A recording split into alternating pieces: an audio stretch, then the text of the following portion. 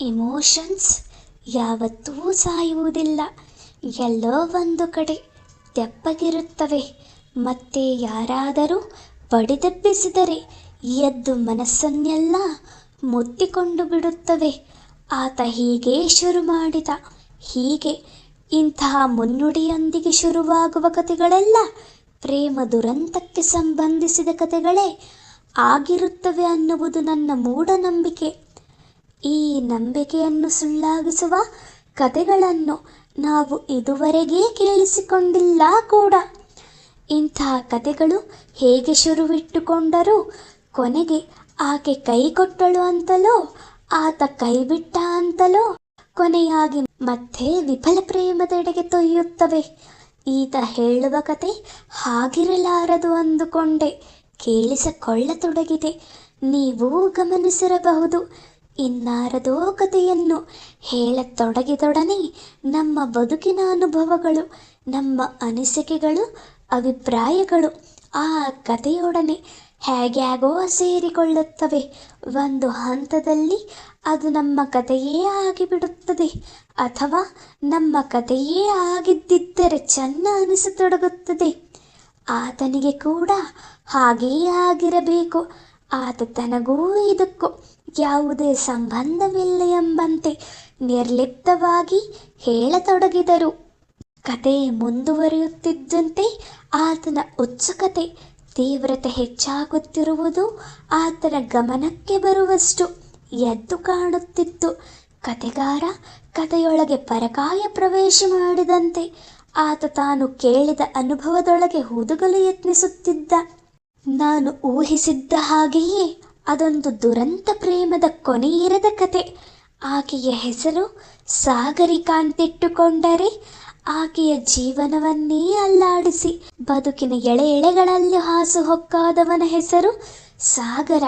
ಇವರಿಬ್ಬರ ಪ್ರೇಮಾನುಭವವು ಇಬ್ಬರಿಗೂ ಎರಡನೆಯದು. ಸಾಗರಿಕಾ ತಾನು ಓದುತ್ತಿದ್ದಾಗ ಒಮ್ಮೆ ಪ್ರೀತಿಯ ಬಲೆಯಲ್ಲಿ ಸಿಲುಕಿದ್ದಳಂತೆ. ಅವಳದೇ ಜಾತಿಯ ಹುಡುಗ ರಂಗನಾಥ ಆಕೆಯನ್ನು ಗಾಢವಾಗಿ ಪ್ರೀತಿಸುತ್ತಿದ್ದನಂತೆ. ಇಬ್ಬರು ಮದುವೆಯಾಗುವ ನಿರ್ಧಾರ ಮಾಡಿ ತಮ್ಮ ತಮ್ಮ ಹೆತ್ತವರ ಮುಂದೆ ಭಿನ್ನವಿಸಿಕೊಂಡರೆ ಅವರು ಈ ಮನವಿಯನ್ನು ತಿರಸ್ಕರಿಸಿದರಂತೆ. ನಂತರ ಇಬ್ಬರೂ ಬೇರೆಯಾದರು. ಆ ಆಘಾತ ತಡೆದುಕೊಳ್ಳಲಾಗದೆ ಸಾಗರಿಕ ಅರೆಹುಚ್ಚಿಯಾದಳು. ಆಸ್ಪತ್ರೆ ಸೇರಿದಳು. ಅಲ್ಲಿ ಚಿಕಿತ್ಸೆ ಪಡೆದು ಹಳೆಯದೆಲ್ಲವನ್ನೂ ಮರೆತು ಮತ್ತೆ ನಿಮ್ಮ ಹುಚ್ಚು ಬದುಕಿಗೆ ಪ್ರವೇಶ ಪಡೆಕೊಂಡಳು. ಯಾವುದೋ ಖಾಸಗಿ ಸಂಸ್ಥೆಯೊಂದಕ್ಕೆ ಸೇರಿಕೊಂಡಳು. ಪ್ರೇಮವೆಂಬುವುದು ಬೆಂಬಿಡದ ಜಾಡ್ಯ.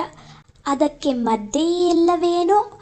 ಯಾವುದೇ ಆಂಟಿಬಯೋಟಿಕ್ ಕೂಡ ತಡೆಗಟ್ಟಲಾಗದ ಈ ರೋಗ ಬದುಕಿನುದ್ದಕ್ಕೂ ಮರುಕಳಿಸುತ್ತಲೇ ಇರುತ್ತದೆ. ಸಾಗರಿಕಾಳಿಗೂ ಹಾಗೆಯೇ ಆಯಿತು. ಆಕೆ ಕೆಲಸ ಮಾಡುತ್ತಿದ್ದ ಆಫೀಸಿನಲ್ಲಿ ಉದ್ಯೋಗಿಯಾಗಿದ್ದ ಸಾಗರ್ ಎಂಬ ಹುಡುಗನ ಜೊತೆ ಸಾಗರಿಕಳ ಸ್ನೇಹ ಶುರುವಾಯಿತು. ಸಾಗರ್ ಕೂಡ ಸಾಗರಿಕಳಂತೆಯೇ ಒಂದು ದುರಂತ ಪ್ರೇಮಕ್ಕೆ ಬಲಿಯಾದ ಹುಡುಗ. ಬೇಕಿದ್ದರೆ ಗಮನಿಸಿ ನೋಡಿ. ಪ್ರೇಮವೆಂಬುದು ಏನನ್ನೂ ಕಲಿಸುವುದಿಲ್ಲ. ಮೊದಲನೆಯ ಬಾರಿ ಪ್ರೇಮಿಸುವವರಷ್ಟೇ ಎರಡನೆಯ ಸಾರಿ, ಮೂರನೆಯ ಸಾರಿ ಪ್ರೀತಿಸತೊಡಗುವ ಮನಸ್ಸುಗಳು ಕೂಡ ಅನನುಭವಿಯಾಗಿರುತ್ತವೆ. ಮೊದಲನೆಯ ಪ್ರೇಮ ಕಲಿಸಿದ ಪಾಠಗಳು ಮರೆತು ಹೋಗಿರುತ್ತವೆ. ಮೊದಲ ಸಾರಿ ಅನುಭವಿಸಿದ ವಂಚನೆಗಳು ನೆನಪಿಗೆ ಬರುವುದಿಲ್ಲ. ಮತ್ತೆ ಎಲ್ಲವೂ ಮೊದಲಿನಿಂದ ಶುರುವಾಗುತ್ತದೆ, ಮರುಕಳಿಸುತ್ತದೆ. ಆದರೆ ಸಾಗರಿಕಾಳ ವಿಚಾರದಲ್ಲಿ ಸಾಗರನ ಬದುಕಿನಲ್ಲಿ ಹಾಗಾಗಲಿಲ್ಲ. ಅವರಿಬ್ಬರು ತಮ್ಮ ಸ್ನೇಹ ಬಲಿಯುತ್ತಿರುವ ಗಳಿಗೆಗಳಲ್ಲಿ ಕೂತು ತಮ್ಮ ಭವಿಷ್ಯದ ಬಗ್ಗೆ ಮಾತನಾಡಿಕೊಂಡರು. ತಮ್ಮ ನಡುವೆ ಸ್ನೇಹ ಮಾತ್ರ ಇರಲಿ ಅಂದುಕೊಂಡರು. ಇಬ್ಬರು ಒಂದು ಪ್ರತಿಜ್ಞೆ ಮಾಡಿಕೊಂಡರು.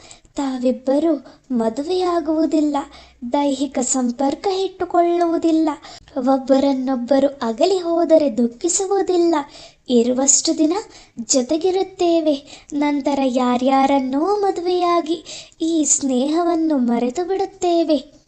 ಆದರೆ ಇಂಥ ಕಣ್ಣಾಮುಚ್ಚಾಲೆಯನ್ನು ಪ್ರೇಮವೆಂಬ ಕಣ್ಣು ಅದೆಷ್ಟು ಬಾರಿ ನೋಡಿರುವುದಿಲ್ಲ ಹೇಳಿ.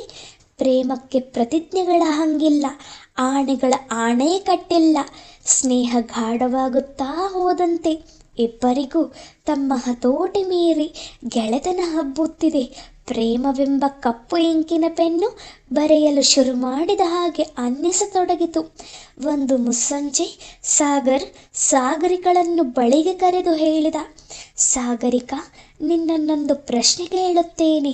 ಅದಕ್ಕೆ ನೀನು ಏನು ಉತ್ತರ ಕೊಡಬೇಕೆಂಬುದನ್ನು ನಾನೇ ಹೇಳಿಬಿಡುತ್ತೇನೆ. ನೀನು ಹಾಗೇ ಉತ್ತರಿಸಬೇಕು. ಅದೇನು ಕೇಳು ಸಾಗರ್. ಪ್ರಶ್ನೆ ಆಮೇಲೆ ಆ ಪ್ರಶ್ನೆಗೆ ನೀನು ಇಲ್ಲ, ಸಾಧ್ಯವಿಲ್ಲ ಅಂತ ಉತ್ತರಿಸಬೇಕು. ಅದೆಂಥ ಪ್ರಶ್ನೆ ಸಾಗರ್? ಸಾಗರಿಕಾ, ನೀನು ನನ್ನನ್ನು ಪ್ರೀತಿಸ್ತೀಯಾ? ನನ್ನನ್ನೇ ಮದುವೆ ಆಗಬೇಕಂತಿದ್ದೀಯಾ? ಸಾಗರಿಕ ಒಂದು ನಿಮಿಷ ಸುಮ್ಮನಿದ್ದಳು. ಆಕೆಗೆ ತಾವು ಮಾಡಿಕೊಂಡ ಶಪಥ ನೆನಪಿಗೆ ಬಂತು. ಆದರೆ ಅದೆಲ್ಲವನ್ನೂ ಮೀರಿ ಪ್ರೀತಿ ಹಬ್ಬಿತ್ತು. ಸಾಗರ್ ಬೇರೆ ಹುಡುಗಿಯರ ಜೊತೆ ಮಾತನಾಡುತ್ತಿದ್ದರೆ ಸಾಗರಿಕಳಿಗೆ ನೋವಾಗುತ್ತಿತ್ತು. ಅದ್ಯಾಕೆ ಹೀಗಾಗುತ್ತಿದೆ ಅಂದುಕೊಂಡಿದ್ದಳು. ಪ್ರೀತಿ ಎಂಬ ಕುದುರೆ ಎಲ್ಲ ಅಡೆತಡೆಗಳನ್ನೂ ಹಾರಿ ನುಗ್ಗಿ ಬರುತ್ತಿತ್ತು. ನಿಜವಾಗಿಯೂ ನಾನು ನಿನ್ನನ್ನು ಪ್ರೀತಿಸ್ತೀನಿ ಸಾಗರ್. ನೀನಿರದೆ ನಾನಿರಲಾರೆ. ನಿನ್ನನ್ನೇ ನಾನು ಮದುವೆಯಾಗ್ತೇನೆ. ಸಾಗರಿಕಾ ಕೊನೆಗೂ ಪ್ರೀತಿಗೆ ಶರಣಾಗಿ ಹೇಳಿದಳು.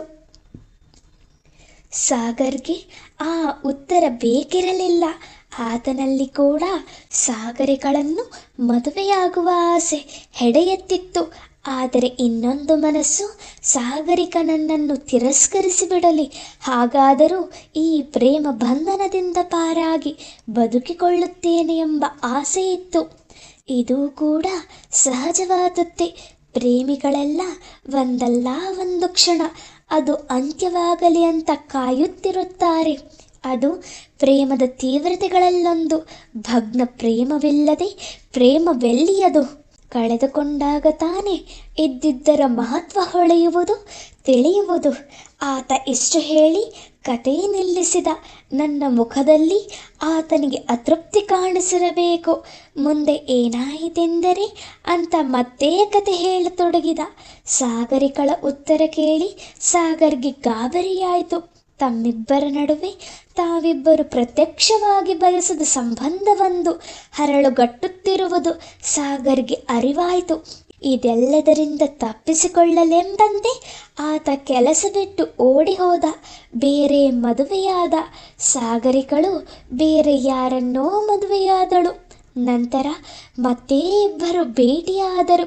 ಹಳೆಯದನ್ನು ನೆನಪಿಸಿಕೊಂಡು ಹಂಬಲಿಸಿದರು. ಸ್ನೇಹದ ಕುರಿತು ಮಾತನಾಡಿದರು. ಹೀಗೆ ಹೇಳಿ ಆತ ಕತೆ ಮುಗಿಸಿದ ನಂತರ, ಇದು ನಿಜವಾಗಿಯೂ ನಡೆದ ಕಥೆಯೇ ಆದರೆ ಇದರಲ್ಲಿ ಎಷ್ಟು ಸತ್ಯ, ಎಷ್ಟು ಕಲ್ಪನೆ, ಯಾವುದು ಘಟಿಸಿದ್ದು, ಯಾವುದು ಸೇರಿಸಿ ಹೆಣೆದದ್ದು ಅನ್ನುವುದು ನನಗೆ ಗೊತ್ತಿಲ್ಲ. ಇದನ್ನು ಈವರೆಗೆ 100 ಜನರಿಗೆ ಹೇಳಿದ್ದೇನೆ. ಪ್ರತಿಯೊಬ್ಬರಿಗೆ ಹೇಳುವಾಗಲೂ ಒಂದೊಂದು ವಿವರ ಸೇರಿಕೊಳ್ಳುತ್ತದೆ. ಕತೆ ಬೆಳೀತಾ ಹೋಗುತ್ತೆ. ಆತನಿಗೆ ಇದನ್ನು ಬರೆಯಬೇಕೆಂಬ ಆಸೆ, ಟಿವಿಗಾಗಿ ಸೀರಿಯಲ್ ಮಾಡಬೇಕೆಂಬ ಆಸೆ, ಕವನವಾಗಿಸುವ ಆಸೆ. ನನಗಿದನ್ನು ಹೇಳಿ ಏನು ಮಾಡ್ತಿರೋ ಮಾಡಿ ಅಂದ. ಕತೆಯನ್ನು ಏನು ಮಾಡೋಕ್ಕಾಗುತ್ತೆ? ರಸಿಕನಾದರೆ ವಿಮರ್ಶೆ ಮಾಡಬಹುದಲ್ಲವೇ? ಅದಿರಲಿ, ಇನ್ನೊಂದು ತಮಾಷೆ ವಿಚಾರ ಹೊಳೆಯುತ್ತಿದೆ. ಅಷ್ಟು ತಮಾಷೆಯಲ್ಲ ಅಂತ ನಿಮಗನ್ನಿಸಿದರೆ ಅದಕ್ಕಿಂತ ದೊಡ್ಡ ತಮಾಷೆ ಇನ್ನೊಂದಿಲ್ಲ. ಎಲ್ಲವನ್ನೂ ತ್ಯಾಗ ಮಾಡಿ ಲೌಕಿಕವಾದದ್ದನ್ನೆಲ್ಲ ತ್ಯಜಿಸಿ ವಿರಾಗಿಗಳಾಗುತ್ತಾರಲ್ಲ, ಹಾಗೆ ವಿರಾಗಿಗಳಾದವರು ವೈರಾಗ್ಯವನ್ನು ಬಿಟ್ಟರೆ ಏನಾಗುತ್ತೆ ಹೇಳಿ? ಇರುವುದೆಲ್ಲವ ಬಿಟ್ಟು ಕೊನೆಗೆ ಹಾಗೆ ಬಿಟ್ಟದ್ದನ್ನು ಕೂಡ ಬಿಟ್ಟು ಬಿಟ್ಟರು. ಇದಕ್ಕೆಲ್ಲಿ ಕೊನೆ?